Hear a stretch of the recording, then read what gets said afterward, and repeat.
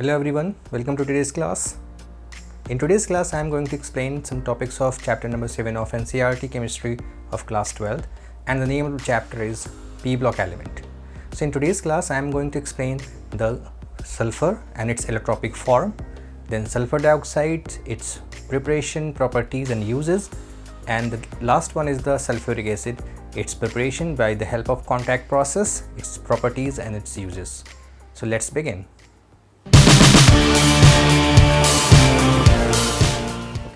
So let's begin.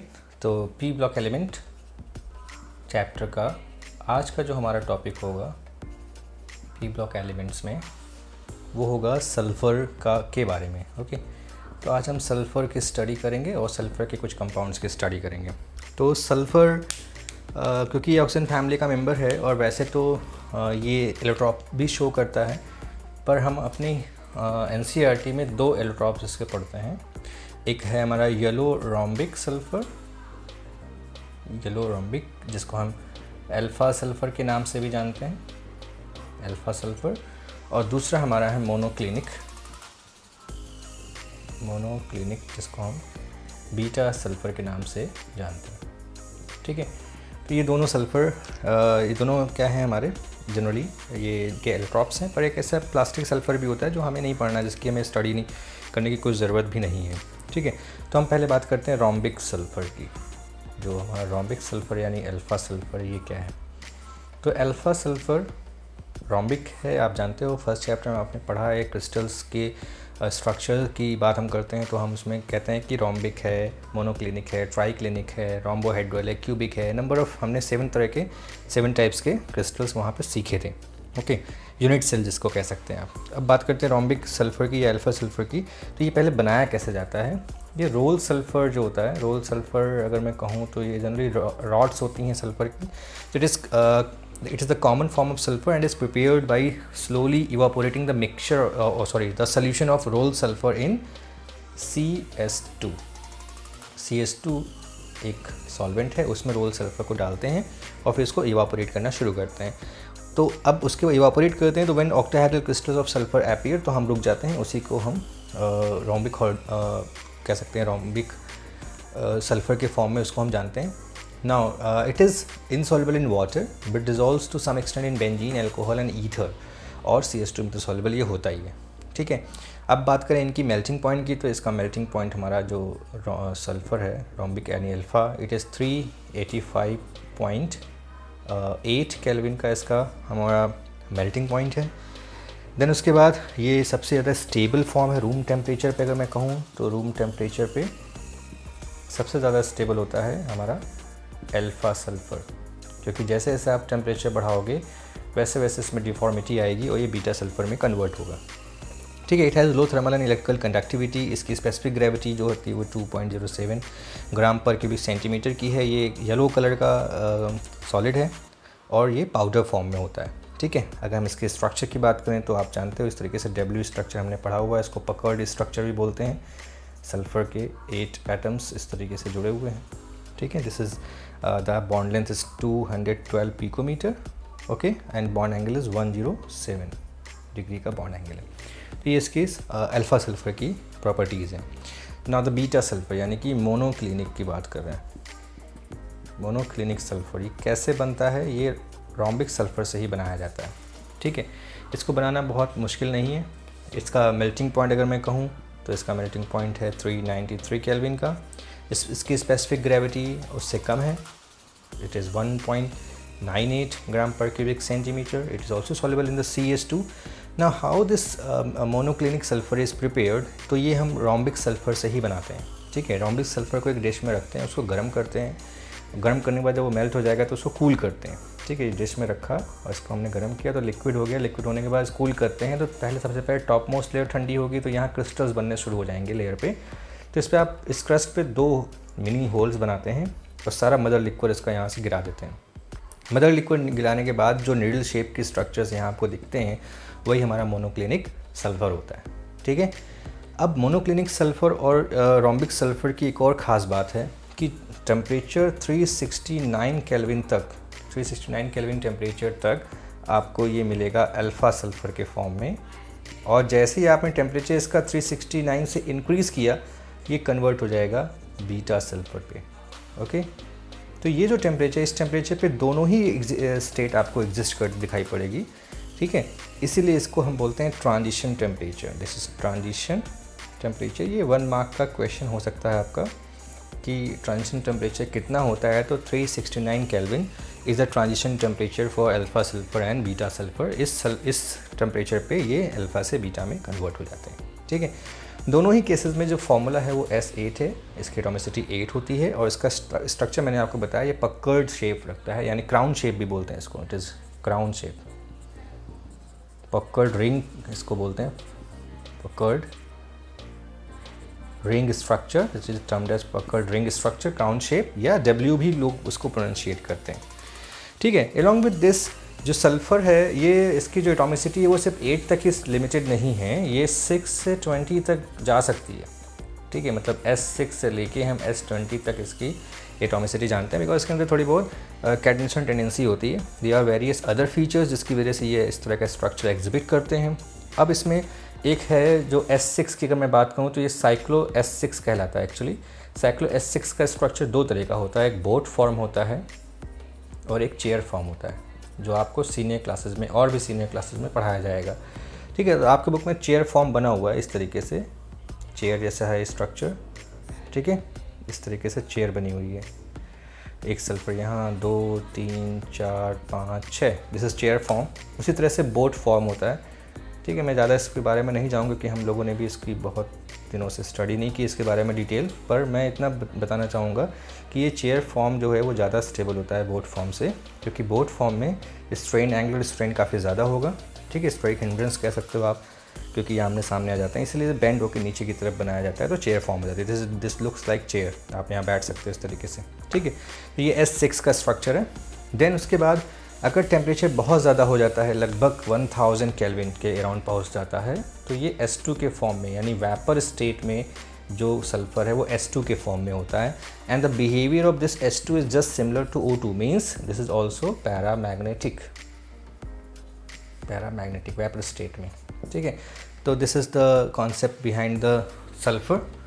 Okay, तो अब हम बात करेंगे सल्फ़र की डाइऑक्साइड, जो हमारी अगली हेडिंग होगी, वो हम सल्फ़र की डाइऑक्साइड की बात करेंगे, मीन्स सल्फ़र डाइऑक्साइड यानी कि SO2, ठीक है। बहुत सिंपली प्रिपेयर किया जाता है। पहले हम प्रिपरेशन पढ़ लेते हैं इसकी। प्रिपरेशन सिंपल प्रिपरेशन है, सीधे आप चाहो तो इसको बना सकते हो डायरेक्ट। कैसे? सल्फ़र को हम ऑक्सीजन के साथ रिएक्ट कर सकते हैं, मीन्स सल्फ़र को जला सकते हैं, कंबशन, ठीक है। तो SO2 बनेगी। Along with this SO2 traces of SO3 भी बनती है, SO3 भी बनती है, जो 6 to 8% होती है, पर मोस्टली इसमें सल्फ़र डाइऑक्साइड बनेगी, ठीक है। तो this is the simplest method जो कि हम इस्तेमाल करेंगे कॉन्टैक्ट प्रोसेस में भी। इसके अलावा हम इसको सल्फाइड, जैसे सोडियम सल्फाइड है फॉर एग्जांपल Na2SO3, अगर इसको आप रिएक्शन करते हो एसिड्स के साथ, फॉर एग्जांपल H2SO4 है ना, या फिर HCl है, अगर आप इसके साथ रिएक्शन करते हो तो ये बहुत आसानी से बना देती है H2O और SO2। तो इसका मेन प्रोडक्ट जिसकी हमें ज़रूरत है, और इसके बनेगा Na2SO4, ठीक है। I think this reaction is balanced, Na2SO4 H2, हाँ ठीक है। तो ये हो गई एक रिएक्शन जिसमें आपने sulphide means SO3 minus SO3 2 minus is sulphide, and sulphate होता है SO4 2 माइनस। तो हम किसी मेटल सल्फाइड को अगर हम एसिड के साथ रिएक्ट करते हैं तो ये बनाता है H2O SO2। सबसे इंपॉर्टेंट है इसमें सल्फर डाइऑक्साइड गैस का प्रिपरेशन, ठीक है। थर्ड है इंडस्ट्रियली, मीन्स अगर आप लार्ज स्केल में बनाना चाहते हो तो लार्ज स्केल में बनाते हैं हम जब भी, तो मेटलर्जिकल प्रोसेस पे जाते हैं।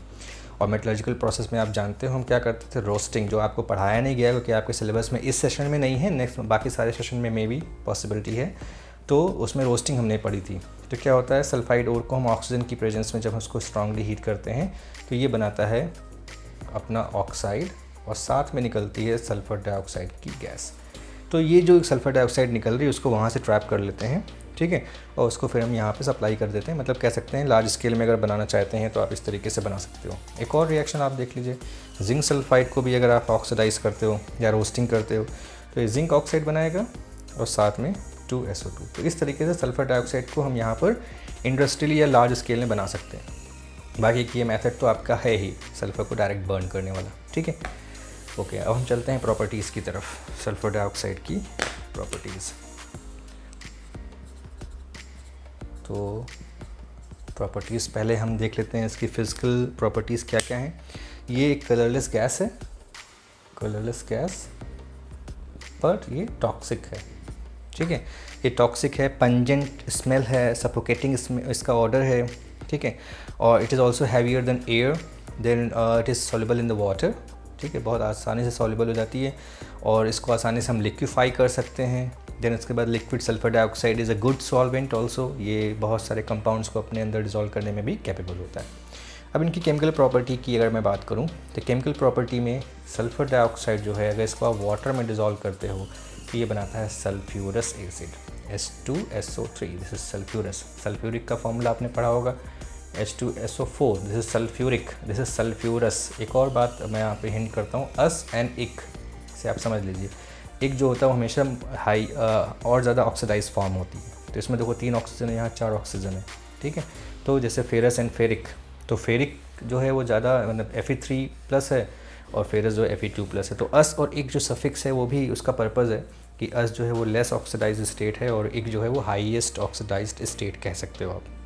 तो सबसे इम्पॉर्टेंट क्या है कि ये एक सल्फ्यूरस एसिड बनाता है जो लिटमस टेस्ट देता है, यानी ब्लू को रेड में कन्वर्ट करता है। इसका मतलब है कि this gas is acidic in behaviour. वैसे भी आप जानते हो नॉन मेटल की ऑक्साइड है, एसिडिक ही होगी, ठीक है।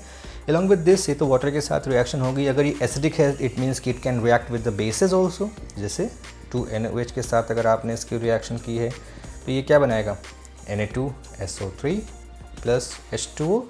पर अगेन ये इट कैन रिएक्ट, अगर आप Na2SO3 को फिर से आपने सल्फ़र डाइऑक्साइड दे दी तो ये सोडियम हाइड्रोजन सल्फाइड बना देगा, NaHSO3, ठीक है। तो इस तरीके से ये आगे प्रोसीड कर जाती है रिएक्शन। ऐसे ही कैल्शियम हाइड्रोक्साइड के साथ आप करोगे तो भी वही होगा, ठीक है। फॉर एग्जांपल मैं कहता हूँ CaOH है जो कि लाइम वाटर है, इसके साथ अगर आप सल्फ़र डाइऑक्साइड की रिएक्शन करते हो तो ये बनाता है कैल्शियम सल्फाइड प्लस H2O। और ये कैल्शियम सल्फाइड की मिल्कीनेस, इसके अंदर मिल्कीनेस आ जाएगा, जैसे हमने कार्बन डाइऑक्साइड का डिटेक्शन करने के लिए जो पढ़ा हुआ है। और अगर आपने फिर से इस कैल्शियम सल्फाइड में SO2 एंड H2O दे दिया, ठीक है, तो ये बना लेगा कैल्शियम हाइड्रोजन सल्फाइड। तो इस तरीके से ये मिल्कीनेस इसकी डिसअपीयर हो जाएगी। तो इस तरीके से हम कहते हैं कि बेस के साथ ही रिएक्शन कर रही क्योंकि एसिड है, ओके।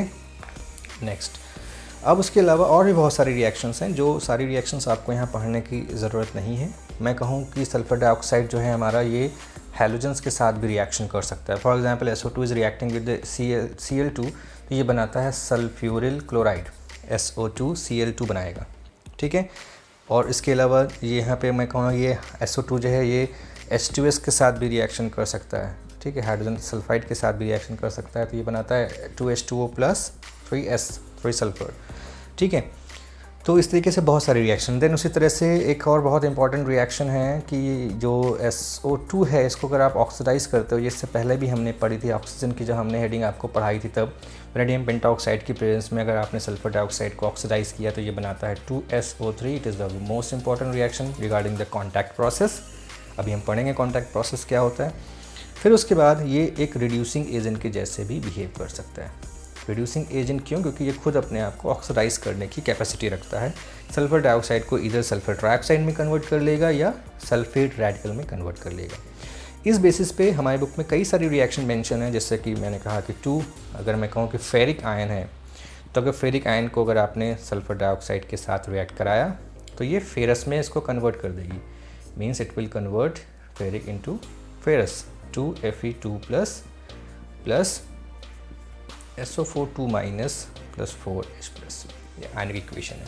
सिमिलरली इसी तरह से अगर मैं कह रहा हूँ कि ये SO2 ये 5 मॉलिक्यूल्स हैं, this is 5SO2 react with potassium पर मैग्नेट, अगर MnO4- के साथ ये रिएक्ट करते हैं तो फिर ये बनाएंगे 5SO4 2-, ठीक है, प्लस 4H+ प्लस 2Mn2+, इस तरीके से। तो ये रिएक्शन भी हमारे लिए इम्पॉर्टेंट है। ये इंपॉर्टेंट क्यों? क्योंकि ये भी एक नंबर का क्वेश्चन है जो हमारी एनसीईआरटी में भी मेंशन है और जो आपको पढ़ना है कि इस रिएक्शन में आप देख रहे हो पोटेशियम परमैंगनेट अपनी क्वालिटी को लूज़ कर दे रहा है, यानी कि ये जो पर्पल कलर का सोल्यूशन बनाना था वो डिसअपीयर हो जाएगा। तो if you want to detect, तो डिटेक्शन ऑफ SO2 के लिए आप इस रिएक्शन का इस्तेमाल कर सकते हो। डिटेक्शन ऑफ SO2 क्या करना होगा? पोटेशियम परमैंगनेट से अगर आपने इसको पास किया और पोटेशियम परमैंगनेट डीक्लोराइज हो गया, इट मीन्स कि उसके अंदर क्या है? सल्फर डाइऑक्साइड पास हुई है। देन इसका structure it is just similar to ozone. जिस तरीके से हमने इससे पहले ओजोन का स्ट्रक्चर पढ़ा था वैसे यहाँ पर है, ये बिल्कुल सिमिलर है। वहाँ पे O की डाइऑक्साइड थी, ये सल्फर की डाइऑक्साइड है, बस इतना ही डिफरेंस है दोनों में। ठीक है, बॉन्ड लेंथ बॉन्ड एंगल थोड़े से डिफर हो जाते हैं क्योंकि ये सल्फ़र ऑक्सीजन से साइज़ में बड़ा है, इसलिए इनके साइज़ में, इनके बॉन्ड एंगल्स में और बॉन्ड लेंथ में डिफरेंस आ जाता है। ठीक है, तो यूजेस की बात करें तो ये refining of petroleum and sugar में इस्तेमाल होता है, ब्लीचिंग वूल एंड सिल्क में इस्तेमाल होता है, एज एंटी क्लोर है, डिसइंफेक्टेंट के तौर पे, प्रिजर्वेटिव के तौर पे इस्तेमाल होता है।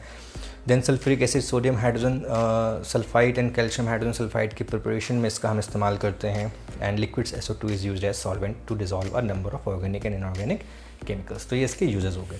सो this is all about the sulphur dioxide. Now the oxo acid of sulphur, oxo acids of sulphur. तो ऑक्सो एसिड्स का मतलब तो आप जानते हो, ऑक्सो ग्रुप हो, कम से कम एक उसमें एसिडिक ग्रुप हो। तो कुछ तो हमारे एनसीईआरटी में डायग्राम बने हैं, आपको दिख रहे होंगे इसमें कि सल्फ्यूरिक एसिड है, और मैंने आपको स्ट्रक्चर बनाना भी बताया है कि कम से कम एक डबल बॉन्ड और कम से कम एक सिंगल बॉन्ड OH होना ज़रूरी है किसी भी कंपाउंड में। तो जैसे सल्फ़र की बात करें तो सल्फ़र आउटर मोशन में 6 इलेक्ट्रॉन रख रहा है, तो 3 तो बॉन्ड आपने पहले ही डिसाइड कर दिए, 2 डबल बॉन्ड का और एक सिंगल बॉन्ड OH का, 3 और बचे हैं। तो आप उसमें नंबर ऑफ़ एटम्स को काउंट करके थोड़ी सी दिमाग लगा के आप स्ट्रक्चर सारे डिराइव कर सकते हैं। तो सल्फ्यूरस है, सल्फ्यूरिक है, देन परऑक्सो डाइसल्फ्यूरिक है, देन पैरोसल्फ्यूरिक एसिड है, जिसको हम ओलियम कहते हैं। पैरो वर्ड जनरली तभी इस्तेमाल होता है जब वाटर मॉलिक्यूल को आप रिमूव करते हो, जैसे कि सल्फ्यूरिक एसिड मान लेते हैं, ये इसका स्ट्रक्चर है। ठीक है, इस तरीके से मैं इसको थोड़ा सा ऐसा बना रहा हूँ कि आपको आसानी से समझ में आ जाए। तो 2 सल्फ्यूरिक एसिड के मॉलिक्यूल्स हैं, इसको इन्वर्ट करके बनाएंगे। तो यहाँ से आपने वाटर को रिमूव कर दिया, जब वाटर को रिमूव किया तो ये O के थ्रू जुड़ जाएगा इस तरीके से। तो ये होता है पायरो सल्फ्यूरिक एसिड, जिसमें हम पायरो मतलब वाटर को हीट करके रिमूव कर रहे हैं। अब हमारा सल्फ्यूरिक एसिड इंपॉर्टेंट कंपाउंड है, उसी पे आते हैं क्योंकि बहुत ज़्यादा वेस्ट नहीं करना है टाइम। सल्फ्यूरिक एसिड जिसका फार्मूला है H2SO4, sulphuric acid, and the preparation it is prepared by contact process. किस प्रोसेस से इसको बनाएंगे हम? कॉन्टैक्ट प्रोसेस से बनाएंगे। कॉन्टैक्ट प्रोसेस जो हमारी प्रोसेस है, इट इज़ कॉन्टैक्ट प्रोसेस में कुछ स्टेप्स हैं, जनरली 3 स्टेप्स हैं, हम उसको 4 भी कह सकते हैं। लास्ट स्टेप में हमें सल्फ्यूरिक एसिड बनाना होता है। पहले स्टेप में हम क्या करते हैं, सल्फ़र को बर्न करते हैं, या सल्फाइड ओर को बर्न करके हम सल्फर डाइऑक्साइड को प्रिपेयर करते हैं। तो S+O2 गिव्स आउट SO2। आप स्टेटमेंट लिख लीजिएगा। पहला स्टेप है हमारा बर्निंग ऑफ सल्फ़र। ओके, लिख ही देता हूँ। तो पहले first step is burning of sulphur. Okay, तो बर्निंग ऑफ सल्फ़र का मतलब आप सिर्फ सल्फ़र को बर्न करके ही नहीं, आप चाहो तो सल्फाइड को रोस्टिंग, सल्फाइड ओर की रोस्टिंग करके भी सल्फ़र डाइऑक्साइड बना सकते हो। ठीक है, सल्फ़र डाइऑक्साइड हो गई। अब इस सल्फ़र डाइऑक्साइड को हमें ऑक्सीडाइज़ करना है, तो हम ऑक्सीडेशन करते हैं, oxidation of SO2 to SO3। कैसे होगा? SO2 को ऑक्सीडाइज़ करने के लिए हमें क्या चाहिए था? V2O3, वेनेडियम पेंटॉक्साइड की ज़रूरत पड़ती है, तो ये बनाएगा 2SO3। ठीक है, now this reaction is the most important reaction, या आप कह सकते हो कि it is the key reaction, kilojoule पर मोल। ठीक है, किलोजूल पर मोल। तो SO3 ये रिएक्शन काफ़ी इंपॉर्टेंट है, इसको मैं भी डिस्कस करूँगा। थोड़ा पहले सारे स्टेप्स को देख लेता हूँ। तो थर्ड जो हमारी स्टेप है, थर्ड स्टेप में जो हमारा SO3 है, इसको हम 98% सल्फ्यूरिक एसिड के साथ रिएक्ट करके ओलियम बनाते हैं। ठीक है, तो this SO3 is reacting with H2SO4 to form H2S2O7। ठीक है, this is oleum. And last step आप चाहो तो लिख सकते हो, अदरवाइज़ उसकी कोई ज़रूरत नहीं है। H2S2O7 को जब जितनी ज़रूरत होती है उतनी हम इसको हाइड्रोलाइज करके 2H2SO4 में कन्वर्ट कर लेते हैं। ठीक है, अब मैंने कहा ये की स्टेप क्यों है, why this is the key step, तो इसके पीछे बहुत सिंपल सा रीज़न है कि देखो पहली चीज़ तो ये कि कैटलिस्ट इसमें रिक्वायर्ड है, तो catalyst is required for the speed up of the reaction. इस रिएक्शन को स्पीड अप करने के लिए हमें इसकी ज़रूरत पड़ती है।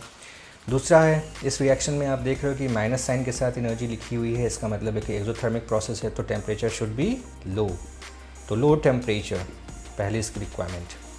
एंड यहाँ पर देखिए ये भी गैस, सारे गैसेस हैं, तो यहाँ 2 मॉलिक्यूल गैस के हैं प्रोडक्ट साइड में, और यहाँ 2 और 1 3, तो यानी कि if you will increase the temperature then the according to Le Chatelier principle the reaction will move in the forward direction, because forward direction में क्या है 2 मॉलिक्यूल और रिएक्ट हैंड साइड में 3 मॉलिक्यूल, तो रिएक्शन हमेशा उधर मूव करती है जहाँ पे नंबर ऑफ़ मॉलिक्यूल्स जो होते हैं वो कम होते हैं।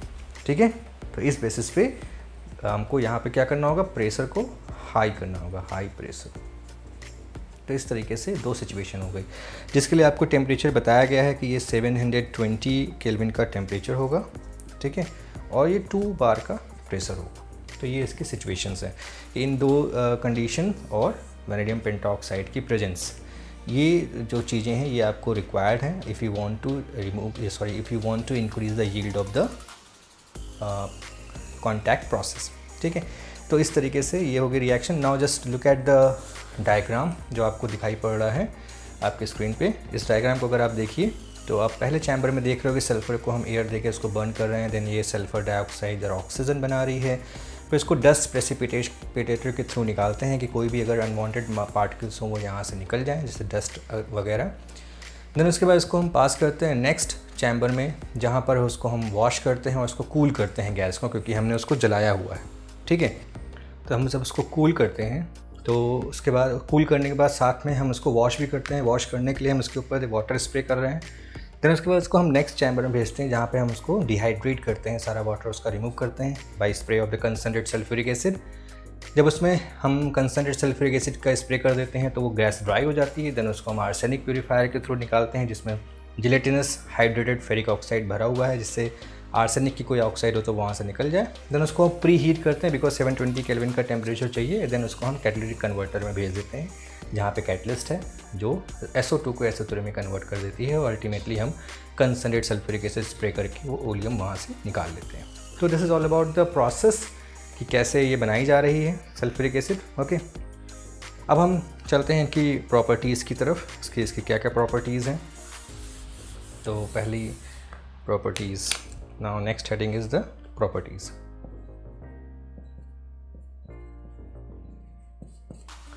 ओके, तो प्रॉपर्टीज़ की अगर मैं बात करूं तो इसकी सबसे पहली प्रॉपर्टी तो एसिडिक बिहेवियर ही होगा। अच्छा सॉरी, पहले हम फिजिकल प्रॉपर्टीज़ की बात कर लेते हैं। तो फिजिकल प्रॉपर्टीज़ में it is a dense colourless oily liquid, जिसकी स्पेसिफिक ग्रेविटी 1.84 होगी ग्राम पर क्यूबिक सेंटीमीटर, और इट फ्रीजेस एट 283 केल्विन, इतने टेम्परेचर पे ये फ्रीज़ होता है, और बॉयल करता है 611 केल्विन पे। तो ये इसकी कुछ फिजिकल प्रॉपर्टीज़ हैं। Then it can dissolve in the water with the evolution of large quantity of energy. जब इसको पानी में हम डिज़ोल्व करते हैं तो बहुत सारी एनर्जी को रिलीज़ करता है, and this is the reason कि we have to take care when we dissolve acid in the water.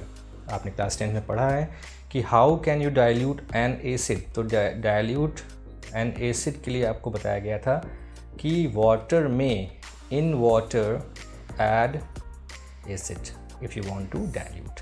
Okay, मतलब पहले आप पानी ले लीजिए, फिर उसमें आप एसिड डालेंगे, जिससे कि क्योंकि ये एक्सोथर्मिक प्रोसेस है, बहुत सारी एनर्जी रिलीज़ होती है, तो स्प्लैश आउट होकर आपके ऊपर ना गिरे, इसलिए ये काम बताया जाता है कि आप पानी के अंदर एसिड डालेंगे, ना कि एसिड में पानी।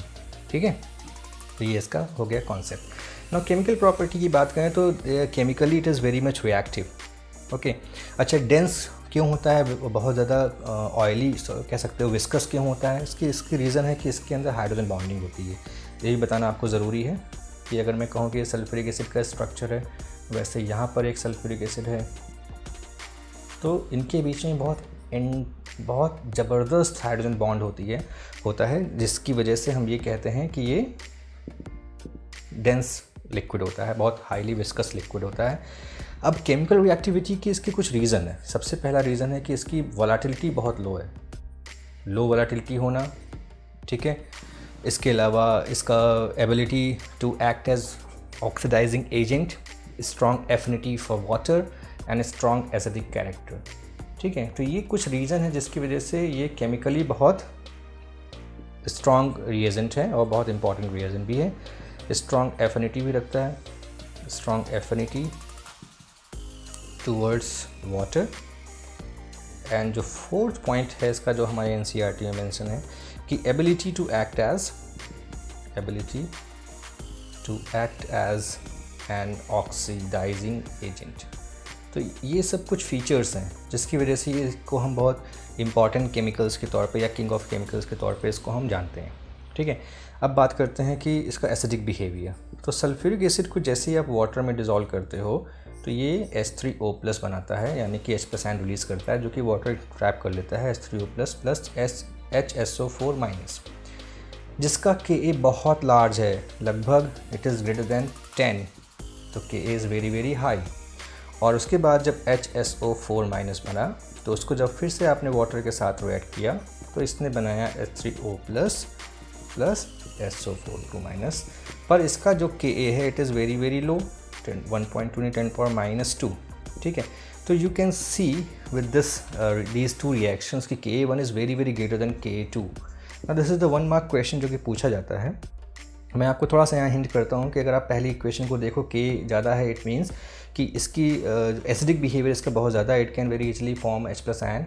ठीक है, दूसरे स्टेप में Ka बहुत कम है क्योंकि इसकी एसिडिक बिहेवियर बहुत कम है, ये बहुत लेसर अमाउंट में ब्रेक डाउन होगा, H+ आयन बहुत लेस अमाउंट में देगा। इसकी वजह ये है कि HSO4- जो है ये सिर्फ फॉरवर्ड डायरेक्शन में ही नहीं जा सकता, ये बैकवर्ड डायरेक्शन में भी जा सकता है, because HSO4- ion can donate H+ ion as well as it can accept H+ ion. H+ ion को एक्सेप्ट भी कर सकता है, तो H+ आयन को एक्सेप्ट करेगा तो वापस से H2SO4 में कन्वर्ट हो जाएगा और HSO4- जो है वो H+ आयन को डोनेट भी कर सकता है, तो वो फॉरवर्ड डायरेक्शन में जाएगा। पर डोनेशन की जो टेंडेंसी है ये इतनी ज़्यादा नहीं होती है, इसी वजह से इसका जो Ka है वो कम होता है। ठीक है, तो Ka is very very greater than Ka2। It completely depends on the amount of the product. In the case of first reaction, the amount of the product is very high because this reaction is very much spontaneous. ठीक है, लेकिन दूसरी reaction में product बहुत कम होते हैं क्योंकि इसमें इस HSO4- का जो H+ और SO4 में कन्वर्जन है बहुत ही लो होता है, इसका रेट बहुत कम है, क्वांटिटी बहुत कम है, इस वजह से Ka2 अपने आप कम हो जाती है। ठीक है, तो ये हो गया Ka1 और Ka2। ओके, अब बात करते हैं कि ये दो तरह के सॉल्ट्स बनाते हैं। जब हम इसकी रिएक्शन करते हैं किसी कंपाउंड के साथ या किसी मेटल के साथ तो ये दो तरह के सॉल्ट्स बनाते हैं, एक है नॉर्मल सल्फेट्स, ओके, और दूसरा है हाइड्रोजन सल्फेट, या हम इसको एक नाम देते हैं एसिड सल्फेट। इसका एक और नाम है एसिड सल्फेट। ठीक है, तो नॉर्मल सल्फेट मतलब जैसे Na2SO4 या CaSO4, और हाइड्रोजन सल्फेट का मतलब हुआ NHSO4। ठीक है, या उसी तरह से कैल्शियम का हाइड्रोजन सल्फेट। तो ये दो सल्फेट जो बन रहे हैं ये उन्हीं दो रिएक्शंस की वजह से बन रहे हैं जो अभी हम थोड़ी देर पहले पढ़ी हैं। ठीक है, तो अगर ये कंप्लीट रिएक्शन करता है तो वो नॉर्मल सल्फेट बनाता है, और ये हाइड्रोजन सल्फेट को हम एसिड सल्फेट क्यों बोल रहे हैं, क्योंकि अभी भी H+ आयन देने की कैपेसिटी ये रखता है। ठीक है, इस वजह से हम एसिड सल्फेट का नाम देते हैं। नाउ इसका कुछ और भी इम्पॉर्टेंस है। इम्पॉर्टेंस क्या है कि ये मेटल हैलाइड्स के साथ बहुत आसानी से रिएक्शन करता है। जैसे मान लेते हैं मैं एक जनरल रिएक्शन लिख के दिखा रहा हूँ, उसके बाद आपको रिएक्शन पूरी कंप्लीट लिख के दिखाऊंगा। तो ये बनाएगा 2HX प्लस M2SO4। ठीक है, जहाँ पर X क्या है, क्लोरीन है, क्लोरीन है, ब्रोमीन है, ठीक है, और NO2 है। इस तरीके से ये सारी गैसेस हैं। ठीक है, तो ऐसा हमने क्यों कहा, क्योंकि ये जो HX बन रही हैं they are also hydrogen halide. For example 2NaCl, if it reacts with the H2SO4 then what it will form, 2HCl बनाएगा और Na2SO4 बनाएगा। तो ये यहाँ पर देखिए एक हाइड्रोहेलिक एसिड बन रही है। तो ये जो एसिड है ये वोलाटाइल होती है, this is volatile in nature, sorry spelling mistake हो गई, it is volatile in nature. तो if you want to prepare any volatile acid then आप इस सल्फ्यूरिक एसिड का इस्तेमाल कर सकते हो। उस पर्टिकुलर एसिड के मेटल सॉल्ट को अगर आपने सल्फ्यूरिक एसिड के साथ रिएक्शन कराया तो ये वोलेटाइल एसिड जब हमें रिक्वायर्ड होती है तो मिल जाती है। ठीक है, तो ये एक रिएक्शन होगी। देन उसके बाद ये बहुत अच्छा डिहाइड्रेटिंग एजेंट है। डिहाइड्रेटिंग एजेंट, ये सारे पॉइंट्स हैं जो आपको ध्यान रखने हैं। ये एक बहुत स्ट्रॉन्ग डिहाइड्रेटिंग एजेंट है। डिहाइड्रेटिंग एजेंट का मतलब वाटर को रिमूव कर देता है बहुत आसानी से। ठीक है, इसकी सबसे कॉमन रिएक्शन है चैरिंग ऑफ द हाइड्रोकार्बन्स। जैसे मान लेते हैं सुक्रोज लिखा हुआ है C12H22O11। अगर आपने इसमें सल्फ्यूरिक एसिड डाल दी इसके ऊपर, ठीक है, सल्फ्यूरिक एसिड डालते क्योंकि ये बहुत स्ट्रॉन्ग एफिनिटी रख रहा है वाटर मॉलिक्यूल की तरफ, तो ये सारा वाटर मॉलिक्यूल इसका निकाल देगा तो और ये बचेगा सिर्फ कार्बन। ठीक है, 11H2। तो charring, this process is termed as charring, जिसमें हाइड्रोकार्बन का ऑल वाटर मॉलिक्यूल्स रिमूव हो जाता है और सिर्फ कार्बन बचता है। This is termed as charring. ठीक है, इसके अलावा और भी किसी कंपाउंड में अगर वाटर क्रिस्टलाइजेशन है और आपने वहाँ पे स्प्रे कर दिया इस डिहाइड्रेटिंग एजेंट यानी सल्फ्यूरिक एसिड को, तो वहाँ से भी वाटर को रिमूव कर देगा। ठीक है, या जैसे आपने कॉन्टैक्ट प्रोसेस में देखा था कंसनट्रेट सल्फ्यूरिक एसिड का स्प्रे कर रहे थे हम गैस को ड्राई करने के लिए।